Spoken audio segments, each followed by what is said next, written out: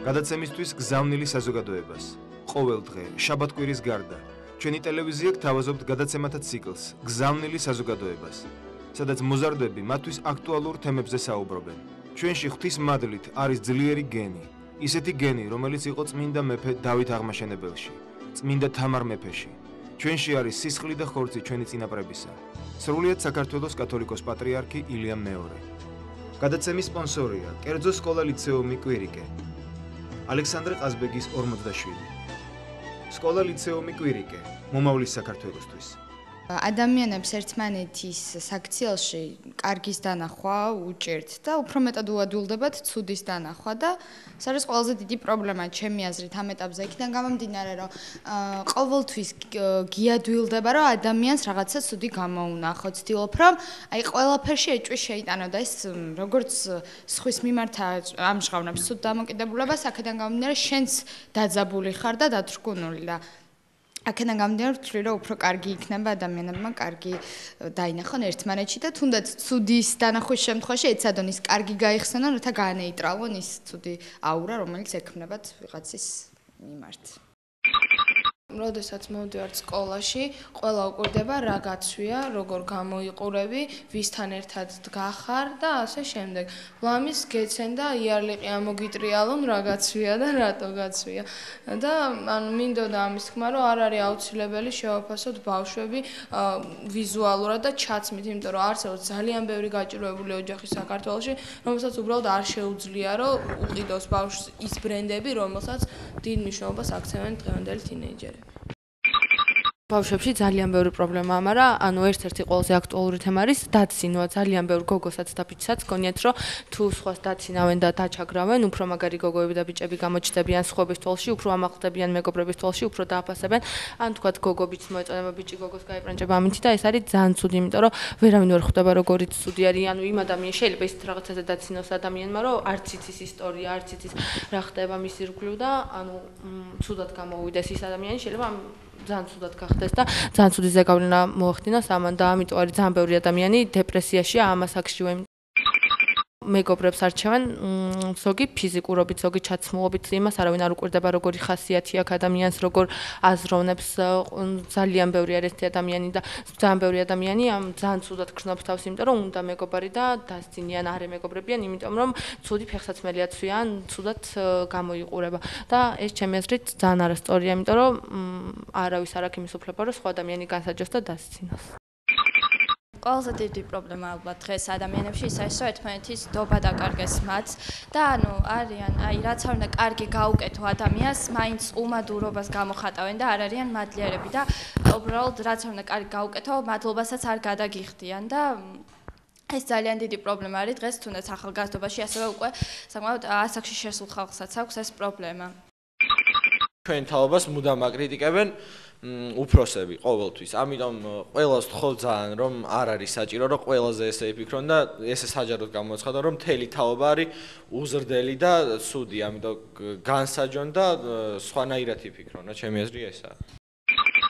როცა მოსწავლეს აქვს განსხვავებული აზრი, მასწავლებელი გადადის არა მარტო იმ ბავშვის ეგრეთ ვთქვათ შეურაცხყოფაზე, არამედ ოჯახის შეურაცხყოფაზე, რაც დამეთანხმება ალბათ ყველა რომ ძალიან, ანუ მე მაგალითად ძალიან ღიზიანდები მაგაზე და მე ისე მე მექნება პრობლემა, რომ რატო შეეკამათე, რატო შეეპასუხე და მე არ შემიძლია, როცა ჩემი ოჯახის წევრებს ეხებიან, რომ ხმა არავის არ გავცე და ამიტომ ჩემი აზრით ესეთი რაღაცა აღარ უნდა განმეორდეს მეორეჯერ სკოლებში.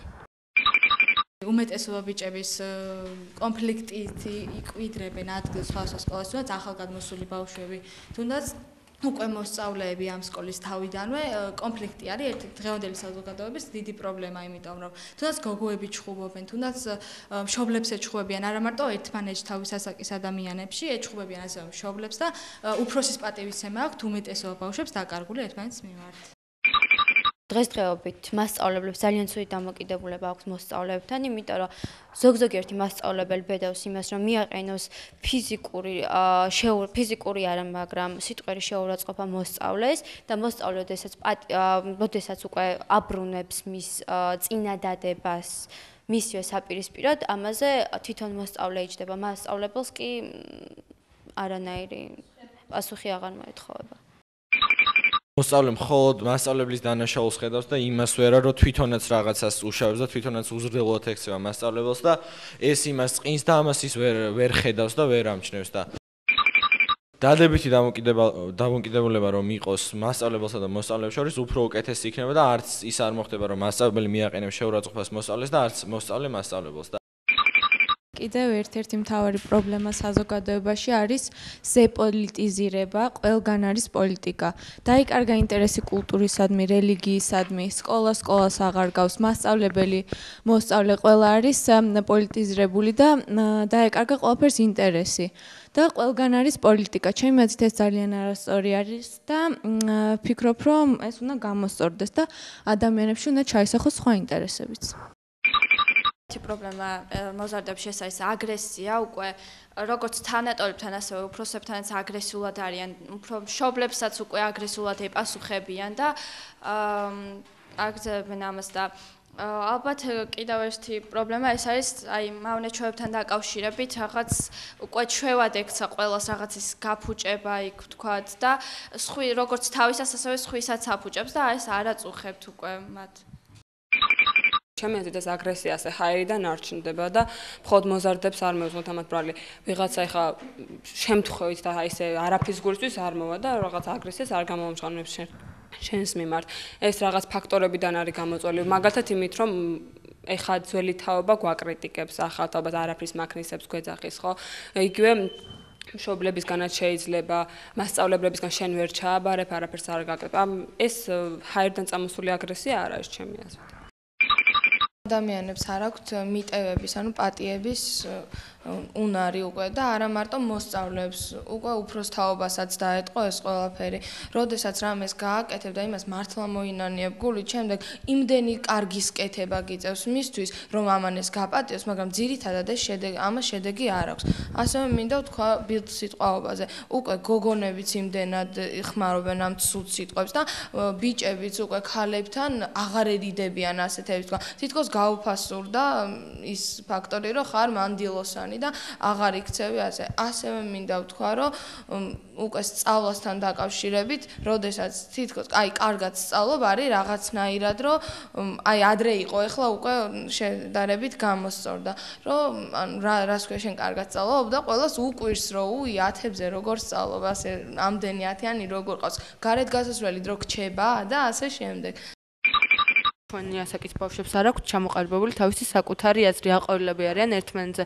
თუ ერთი გააკეთებს, ისიც აკეთებს და ეს ხშირ შემთხვევაში ცუდ შედეგამდე მიდის, იმიტომ რომ ერთი თუ ცუდი საქმის კეთებას დაიწყებს, ისიც აყვება, იმიტომ რომ ეს ყოველს მაგარი გონია და ჩემი აზრით ძალიან ცუდია საკუთარი აზრის არ ქონა. ადამიანები, ბავშვები ერთმანეთს ასხვავებენ სოციალური ფენების მიხედვით. მაღალი სოციალური ფენა ჩაგრავს დაბალ სოციალური ფენის წარმომადგენლებს. თუ მაგალითად ადამიანს არ აქვს რამის საშუალება, მიდის დაცინვა, ჩაგვრა მისი და ჩემი აზრით ეს არასწორია და ძალიან დიდი ყურადღება უნდა მივაქცევთ ამ პრობლემას, იმიტომ რომ შემდეგ შეიძლება იმ ადამიანს გაუჩნდეს ფსიქოლოგიური კომპლექსი და ვერ გაიზარდოს ისეთ სრულფასოვანი ადამიანი, როგორიც უნდა გაიზარდოს ჩვეულებრივ სიტუაციაში. კომპლექსის მოხსნის ერთ-ერთი საშუალება არის იგივე ვთქვათ ქუჩაში დგომა, მოწევა, დალევა, როდესაც ამით თითქოს ამტკიცებენ რომ კარგი ტიპები არიან. ეს ძალიან ცუდი არის ჩემი აზრით, მაგრამ ასევე როდესაც ადამიანი მართლა დამოკიდებული ხდება ამ მავნე ნივთიერებებზე, ესე რომ ვთქვათ, საზოგადოება მას ძალიან ცუდად უყურებს და თუ დაინახავს რომ გოგო ან ბიჭი ეწევა, ის ამბობს რომ ის უკვე ცუდი ადამიანია. ეს დამოკიდებულება მე მგონი არასწორია. მიუხედავად იმისა რომ ეწევა, ჩვენ უნდა ვეცადოთ რომ ან თავი დაანებოს იმან, მაგრამ ამისთვის რომ გავკითხოთ და გავაგდოთ, ასე ვთქვათ, არ შეიძლება. როდესაც ვლაპარაკობთ მიტევებაზე, ასევე აღსანიშნავია ჩემი აზრით ისიც, რომ დაკარგული ადამიანებში ბოდიშის მოხდის კულტურა. და ეს ბოდიშის მოხდაც თვითონ არის იმდენად ზედაპირული და იმდენად არაგულიდან წამოსული, რომ მიტევების სურვილის არ ჩნდება. და ჩემი აზრით ესეც გამოსასწორებელია, როცა ადამიანი რამეს დააშავებს, იმდენ შეგნებაც უნდა ქონდეს, რომ ბოდიშიც მოიხადოს. ძალიან დიდი პრობლემა არის ასევე ბიჭებში და გოგონებში ერთმანეთთან ურთიერთობა. როდესაც ბიჭი დგას და გვერდზე გოგო უდგას, საერთოდ არ ერიდება უცდელი სიტყვების თქმას. და რა ქვია, ერთმანეთთან აქვს ძალიან ცუდი დამოკიდებულება, ერთმანეთს ცუდ სიტყვებს ეუბნებიან. უკვე გოგოსაც არ უჩნდება იმის, რა ქვია, აღთქმის უნარი, რომ თვითონაც არ უნდა გააკეთოს ეს. კიდევ არის ის, რომ მასწავლებლებსაც უკვე უზრდელ სიტყვებს ეუბნებიან. ან ცუდად დამოკიდებულება აქვთ ერთმანეთთან და შემდეგ მასწავლებელი უკვე ოჯახს ეხება, მე ის ბიჭი ან გოგო ღიზიანდება და ერთმანეთთან ურთიერთობა უფუჭდებათ. მე ეს ნიშანზეც არის უკვე ეს დამოკიდებულება, მასწავლებელი აკლებს ამის გამო ნიშანს. ეხლა რა პრობლემებიც არის წამოჭრილი საზოგადოებაში, თუნდაც მშობლების მხრიდან წამოსული პრეტენზიები ბავშვების მიმართ. ეს ყველაფერი არის იქიდან გამომდინარე მოდის, რომ ანუ მშობლები უკვე ბავშვობაში, აი პატარა ბავშვების აღზრდაში უშვებენ იმდენად დიდ შეცდომებს, რომ შემდეგში უკვე მათ შედეგს თვითონ ვერ ხვდებიან, რომ ეს საკუთარი დანაშაული არის. ჯერ ეს ერთი, ანუ პირველ რიგში რაც არის პრობლემა, რომ ბავშვებს ანებივრებენ ზედმეტად. აი პატარა ბავშვებს, ნუ აი 7-8 წლის ბავშვს აქვს უკვე იმხელა ფუფუნება, რომ საუბრობენ არა წიგნებზე, არა სკოლაზე, არამედ ტექნიკაზე, ვის რა ტელეფონი უჭირავს. ეს სწორედ ის, რომ ანუ ჩაცმის პრობლემა არის უკვე წამოჭრილი, ისე რომ 8 წლის ბავშვი განიხილავს ხვის ჩაცმულობას. ეს მოდის მშობლიდან. ეს უნდა დაინერგოს აი იმ ასაკში, როცა უკვე ბავშვი ხვდება საზოგადოებაში და ეს არის გამოსავალი ყველაფრიდან, მე ესე ვფიქრობ. ჩვენ ვინც ლაპარაკობთ პრობლემებზე და გამოყავს მათი გადაწყვეტის და გადაჭრის გზები, ამას ჩვენ თვითონ აღარ ვცდილობთ. აი ეს უბრალოდ ლაპარაკია ხშირ შემთხვევაში და მე ამ ოთახიდან რომ გავალთ, თქვა შეიძლება ჩვენც იგივე გავაკეთოთ. ეს არ არის განზრახული და რაღაც, მაგრამ ეს არის ქვეცნობიერად. შენ და უნებურად იგივეს გააკეთებ, რაზეც ახლა ამბობდი, რომ არ უნდა გავაკეთოთ. აღარ ვენდობთ ერთმანეთს, იმიტომ რომ ყველა იტყუება. მე მაგალითად პირდაპირ ადამიანი, მაგრამ არ მაქვს უფლება რომ ვთქვა, რომ არ ვიტყუები. მეც ვიტყუები ხანდახან პრობლემის დაფარვის მიზნით. თუ სწავლობ, ესე იგი შენ რაღაც კაცობაში უფრო გეშლება, ქუჩაში რომ არ დგახარ, რაღაცა არ შეგიძლია რაღაცა გააკეთო, ეს მე ნამდვილად არ ვსიამოვნებს და შორს არ წავალ და ჩემ მაგალითს ვიტყვი ნამდვილად, რომ მე კარგად ვსწავლობ. და ნამდვილად არ სიამოვნებს ის, რომ სხვა თქვა გინდ გოგო და გინდ ბიჭი ყველა ამბობს, რომ რაღაცა სკოლნიკიო, გინდ ზურგს უკან, გინდ შენთან დაძრებით. ამიტომ მე როცა მას პასუხს გავცემ, იმ გოგოს არ სიამოვნებს ეს და მე ვითვლები, რომ უზრდელი ვარ და რაღაცა და ამიტომ არ არის საჭირო, რომ ეგრეთ დაცინვა და რაღაცები მოხდეს. ბიჭებმა დაკარგეს ყველაფერი, ძალიან შეცვლილები არიან. უკვე თუ ბიჭი თუ წიგნს კითხულობს, თუ ქუჩაში არ დგას სიგარეტს არ ეწევა და არ სვავს, ის უკვე ბიჭი აღარ არის და არ იღებენ ბიჭები თავის სასწავში, ეჩხუბებიან, ცემენ, ჩაგრავენ და ეს სხვა ანუ ძალიან სულად მოქმედებს ადამიანის ფსიქიკაზე და მე მაგიტოა რომ თავის თავში ჩაკეტილები ხდებიან და ძალიან ბევრი კომპლექსი უჩნდებათ. ძალიან ბევრჯერ მქონია ჩემ ცხოვრებაში ისეთი შემთხვევა, როდესაც გოგოებს უთქვამთ, რომ აი ჩვენ როდის წავიკითხე ბოლო წიგნი, აღარ მახსოვს და მისი ავტორიც არ ვიცი და ეგეთი რაღაც. და ეს გონიათ, რომ არის ძალიან პრესტიჟული და კარგი, აი საზოგადოებაში უნდა თქვა. იმდენად გაუფასურდა უკვე წიგნი ამ ტექნიკით, აი კომპიუტერით, ინტერნეტით. თითქოს შეიძლებოდა წიგნი ჩაანაცვლო კომპიუტერით. ამბობენ, მე მithქვამს ეს სხვა საზოგადოებაშიც და უთქვამთ, რომ რატო კომპიუტერში წიგნის წაკითხვა არ შეიძლება, იქ ხომ არის ნაწარმოები. და მე მინდა ვთქვა, რომ სრულიად განსხვავდება კომპიუტერიდან წაკითხული და როდესაც ზიხარ შენთვის მყუდრო და აი შენ ფანტაზიით ქმნი წიგნიდან წანაკითხს. დღესდღეობით კლასები დაყოფილია ეგრეთ წოდებულ შკოლნიკებად და კაი ტიპებად. ანუ მე პირადად ჩემი კლასის მაგალითზე შემიძლია ვთქვა, რომ იყო ესეთი ფრაზა, რომ მე ამათთან ერთად რატომ უნდა წავიდე ექსკურსიაზე.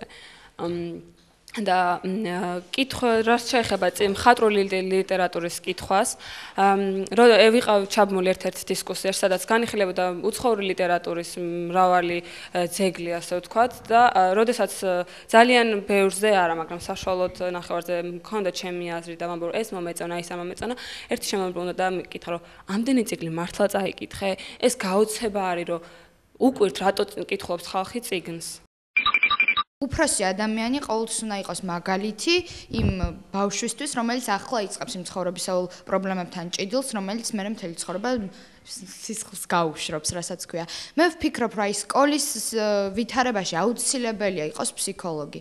აუცილებელია ეს და ყველა კლასში ჭირდება, დარწმუნებული ვარ ამაში და სკოლის დირექციამ თუ ვინც არის ამაზე პასუხისმგებელი, აუცილებლად უნდა უზრუნველყოს, რომ ბავშვის ფსიქიკა არ იყოს დანგრეული თუნდაც მასწავლებლის და თუნდაც მოსწავლის მიერ. ესაც ძალიან მნიშვნელოვანი და წიგნებთან დაკავშირებით გავაკეთებ კომენტარს, რომ რა თქმა უნდა ძალიან დიდი პრობლემა არის და ძალიან დიდი უმეცრება არის, რომ წიგნი შეცვალა კომპიუტერმა და სხვა ტექნიკამ, მაგრამ ეს უკვე იმდენად მარტო ბავშვის პრობლემა არ არის. მთავრობამ და რა ვიცი, პოლიტიკურად არ ვამბობ, უბრალოდ შემოიტანეს ისე, რომ პირველ კლასელ ბავშვს ასწავლიან კითხვას და წერას კომპიუტერით. ეს არის, რა თქმა უნდა, დაუშვებელი და წიგნი უნდა იყოს მნიშვნელოვანი, ასე ვთქვათ, იმ ასაკიდან, როცა ბავშვი სწავლას იწყებს და არა კომპიუტერი. გადაცემის სპონსორია კერძო სკოლა ლიცეუმი კვირიკე. ალექსანდრე ყაზბეგის 47. სკოლა ლიცეუმი კვირიკე, მომავლის საქართველოსთვის. ძალიან ბევრი ადამიანი გოგოც და ბიჭიც კითხულობს წიგნებს, უყვარს წიგნის კითხვა, მაგრამ გოის გონიათ სირცხვილი და შეიძლება არ ამბობენ რომ ეს წაკითხული მაქვს, მე წიგნების კითხვა მიყვარს. დიდი პრობლემას წარმოადგენს ის, რომ ბავშვებს აღარ შეუძლიათ მეგობრობის დაფასება, როდესაც კარგად გელაპარაკებიან, შეუძლიათ ზურგს უკან გაგჭორონ და ამის გამო არის, რომ ნდობა აქვთ ადამიანებს ერთმანეთთან დაკარგული. ერთადაც სკოლაში, ან თუნდაც რამე წრეზე როცა დადიხარ, მეგობრობა არის ის, როდესაც ვინმე სჭირდები და მაგ დროს უყვარდები, ესე ვთქვათ და ვაიმე შენ რა კარგი გოგო ხარ, ხო იცი დღეს შენ დახმარება მჭირდება. როდესაც დაეხმარები და შემდეგ ამის შედეგს მიიღებს ის ბავშვი, აღარც მადლობას გიხდის, მეორე დღე შეიძლება ძალიან გეჩხუბოს კიდეც, ან ზურგს უკან გაგვანცხოს კიდეც. როდესაც 100-სანმა ბავშვმა არის ის გაკვეთილი, მას არ ეწერება ორიანი და ბავშვს, რომელიც ნაკლებად სწავლობს, მას უფორმდება ცუდი ნიშანი. ჩემი აზრით, არ უნდა იყოს მოსწავლეებისგან ერთმანეთის გარჩევა, იმიტომ რომ ყველას ეკუთვნის ის შეფასება, როგორც იცის თუნდაც გაკვეთილი და რა დონეზეც არის მისი ცოდნა. ჩვენი მოსწავლეების უკვე გათავისებული პრობლემა ის არის, რომ მათ იციან და ამას ეგუებიან, რომ ის ევოლუცია, რომელიც უნდა განიცადონ, თუნდაც ის დაცინვა, ის ცხოვრების ეტაპად მიაჩნიათ. დაცინვა, მერე გადავა უკვე პატივისცემაში და მერე მე მივაღწევ იმას, რომ დავიმკვიდრო ჩემი თავი საზოგადოებაში. ყველას უკვე ეს გათავისებული დაცინვა არის ცხოვრების ეტაპი და ეს არ არის მარტო კონკრეტული ადამიანების პრობლემა, ეს არის ჩვენი თაობის პრობლემა და ჩემი აზრით, ყველა მოსწავლეს აწუხებს ზუსტად ეს პრობლემა და გათავისებულიც აქვს ის, რაც ხდება. პრობლემას დღეს უკვე საკმაოდ განვითარდა ტექნიკა და წიგნის ფასი დაკარგა და რაც თავი არის ბავშვი ვეღარ აღიქვამს თქვა გარემოს წიგთან ერთად ვერ ქმნის თავის სამყაროს და უკვე გათიშული არის სრულიად გარემოს მისგან მთელი დღე როდესაც იხარ კომპიუტერთან თქვა აღარც ბავშვობა აღარ აქვს დღევანდელ ბავშვებს თუნდაც ეზოში არც ჩადიან თუ ჩადიან ჭორაობენ ისევ და ანუ არც ფიზიკური აქტივობაც დაიკარგა უკვე ესე გართობის მხრივ და მთელი დღე რაღაც ზიან და კომპიუტერთან თუნდაც Facebook-ში რაღაცები თუნდაც ან ცუდ რაღაცებს იღებენ იქიდან და ბაძავენ ისევ ერთმანეთს. ჩაანაცვლებს თუ არა კომპიუტერი წიგნს. რაც ჩემი აზრით რა თქმა უნდა ვერ ჩაანაცვლებს, რაც არ უნდა ფართო იყოს კომპიუტერის მასშტაბი და რაც არ უნდა უფრო მალე იღებ ინფორმაციას, ჩემი აზრით წიგნი მაინც სულ სხვა არის. რა ჯობია რომ ბუხართან დაჯდები ძალიან საინტერესო წიგნს წაიკითხავ, სუნიც გცემს ამ წიგნის, მე ამ წიგნის სიუჟეტს შენ ფანტაზიაში აღიქვამ და ასე შემდეგ. მე ყველაზე მეტად რაც არ მსიამოვნებს, ჩემს კლასშიც არის ესეთი პრობლემა.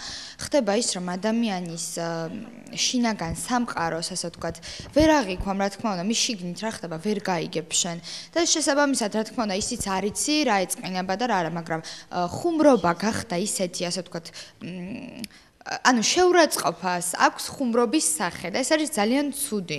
იქიდან გამომდინარე, რომ ბევრი ადამიანი იმდენად იტანჯება რაღაცა შინაგანი კომპლექსებით, რომ ვერ აანალიზებს ის სხვა, ვინც ამ ასე ვთქვათ ცუდ ხუმრობას სთავაზობს მეგობარს, რომ შეიძლება ეს ძალიან ცუდად აისახოს მის ცხოვრებაზე, თუნდაც მიიღოს ისეთი ტრავმა, რომ მთელი ცხოვრებით იყოს დაღდასმული სრული ამ სიტყვის მნიშვნელობით და აქედან გამომდინარე ჯობია, რომ ერთმანეთის გაფრთხილება ისწავლონ ადამიანებმა და სიყვარულს არ უნდა მიეცეს ის თემა, რომ მარტო შეყვარებულებს შეიძლება უყვარდეთ ერთმანეთს. დღეს რატომღაც ესე გონიათ. მე ძალიან მაგალითად ჩემი კლასის ყველა წევრის მიმართ რაც არ უნდა ცუდი და კარგი ქონდეთ მათ ვფიქრობ, რომ აი განსაკუთრებული რა თქმა უნდა დაძმური დამოკიდებულება მაქვს, იმიტომ რომ იმდენ საათს, რამდენსაც მათთან ვატარებ, არ ვატარებ მე ჩემს ოჯახთან და ჩემს ასე ვთქვათ ძმასთან და დასთან. აქედან გამომდინარე ერთმანეთის შესისხლხორცება უნდა შეძლონ ადამიანებმა, რომლებიც ამდენ დროს ატარებენ ერთად. ეს სიტყვა სიყვარული, აი მიყვარხარ არის ძალიან გაუფასურებული ჩვენს საზოგადოებაში, არა მხოლოდ ბავშვებში.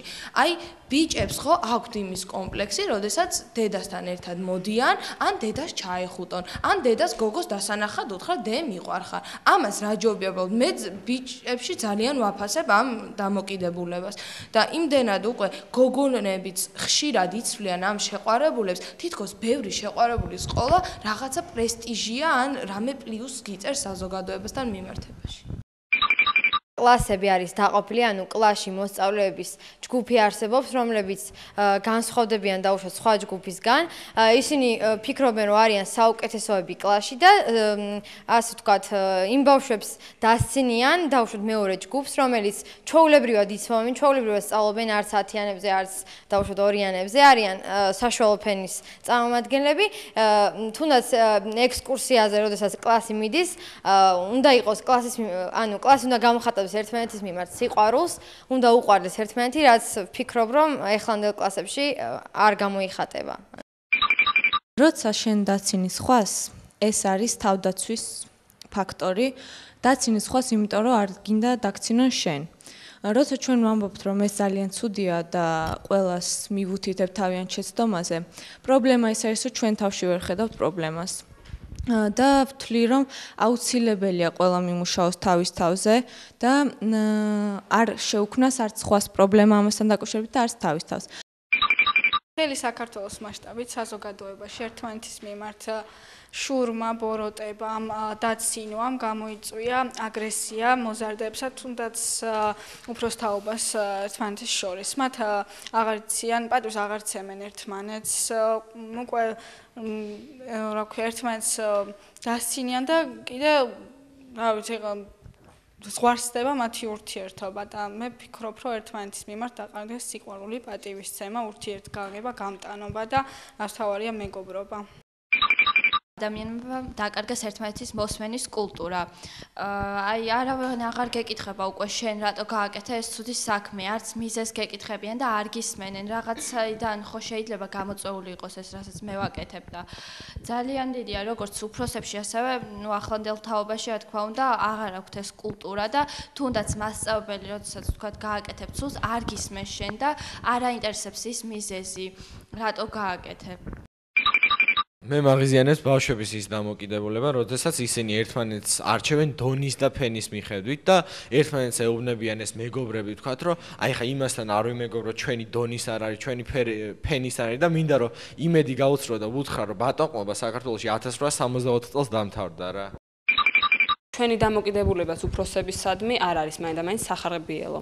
იგივე ვთქვათ, მშობელზე ავიღოთ, არის ნათქვამი, რომ მშობლები არ გვენდობიან, არ შეერათ ჩვენ და ასე შემდეგ, მაგრამ ნდობა რო დავიმსახუროთ ჩვენ მშობლებისადმი, ჩემი აზრით, პირველ რიგში მათ პატივი უნდა ვცეთ. აი არის რომ ბევრჯერ გამიგონია ქუჩაში მდგომი ბიჭისგან, ან თუნდაც იმ ბიჭისგან, რომელიც ქუჩაში არ დგას, მხოლოდ ბირს არ ეხება გოგოსაც, ასევე როდესაც აგინებენ საკუთარ თავს დედას. აი მხოლოდ საქართველოში ხდება ისე, რომ სხვამ რო შეგაგინოს, არ გაგივა, ხო? აი ფრჩხილებში ვიხმარ ამას, სხვისგან არ გაზდით, მაგრამ საკუთარ თავს თვითონვე აგინებენ დედას. წინა წელს დავდიოდი ხატწერაზე და ეს ერთ-ერთ ჩემ კლასას რომ მუთხარი, დაიწყო სიცილი, გაეცინა და იძულებული გავხდი რომ დამემალა ყველასთვის. და კიდე ერთი თემა ის იყო, რომ რაღაცა საგანს ვერ ვსწავლობდი კარგად წინა წელს და რომ მოვიდა და მკითხა ისევ იგივე პიროვნებამ, რომ რატო ვერ სწავლობო, რა ვქნა მეთქი, აი მეზარება მეთქი და ვერ ვსწავლობ თქო და მაშინ რა უნდა ქნაო გამოცდების დროსო და მეთქი რა ვიცი მეთქი თუ ვერ ჩავაბარე ერთადერთ მე პირადად მეთქი ერთადერთს რასაც ვხედავ მეთქი მონასტერში წავალ მეთქი და ამაზე მე დამცინო და მასწავლებელი რო იყო და რატო ვერ სწავლობ რაღაცა ისი კომენტარს აკეთებდა უკინა რომ მას ის ვერ ისწავლის რადგან ის მონასტერში მიდის ძალიან ხშირად მithქოს მე მაგალითად დირექტორზე, რომ აი ის მას ბავშვობა არ ქონდა, რატომ იქცევა ესე და რატო აკეთებს იმას, ცოტა ჩვენი მხრიდანაც რომ შეხედოს და ალბათ მე რომ დირექტორი ვიყო, ბავშვების უფლებებს, ნუ ალბათ ასე თუ ისე გავზრდიდი იმ ხრივ, რომ არ შეიძლება თქვათ შეურაცხყოფასაც აყენებს მასწავლებელი, მაგრამ ასევე იმასაც ვიზამდი, რომ ცოტა დისციპლინა უნდა იყოს დაწყებითი კლასიდან, თუნდაც ფორმის ჩაცმას რომ მოგთხოვენ მე-11 კლასელს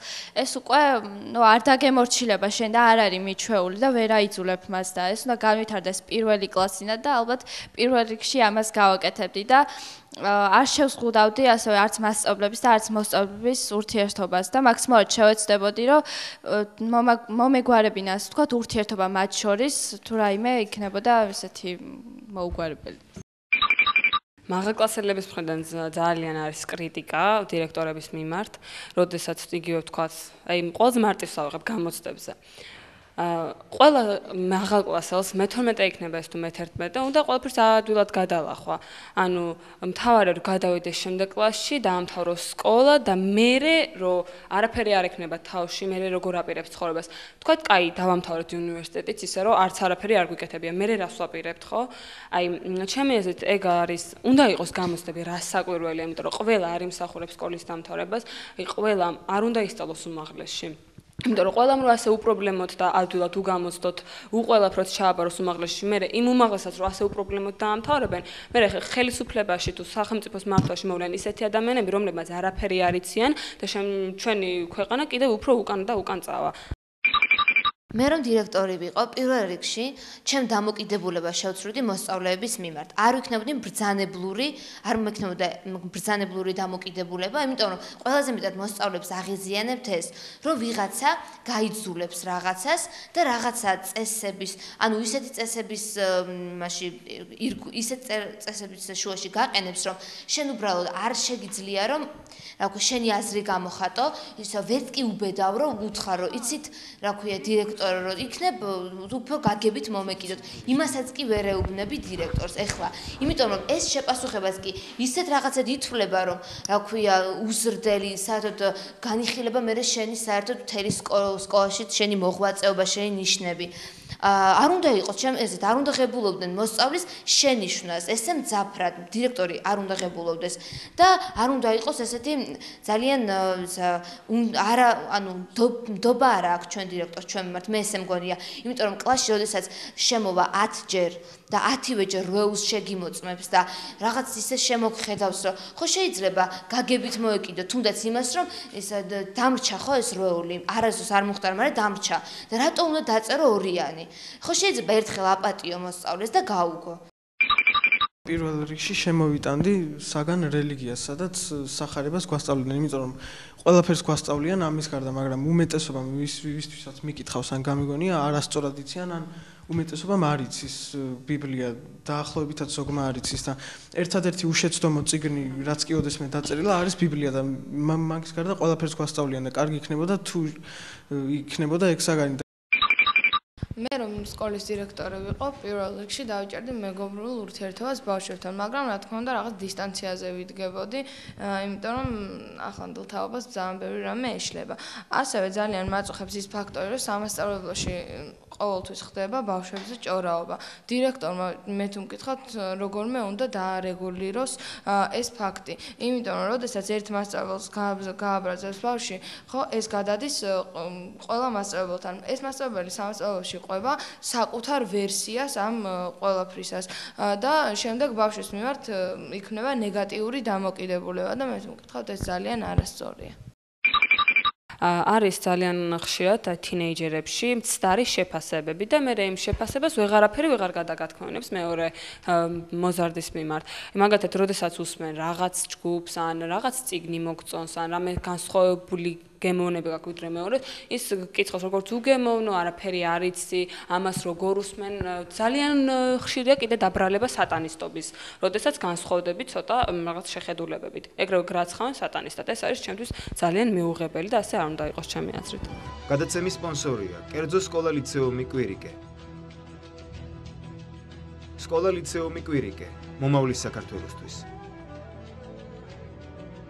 ალექსანდრე ყაზბეგის 47 საქართველო კლავაც აუცილებლად გადარჩება და გაბრწყინდება, მაგრამ ამას განახორციელებს ის თაობა, რომელიც ღვთისნების აღმსრულებელი და მისი მცნებების დამცველი იქნება. სრულიად საქართველოს კათოლიკოს პატრიარქი ილია მეორე.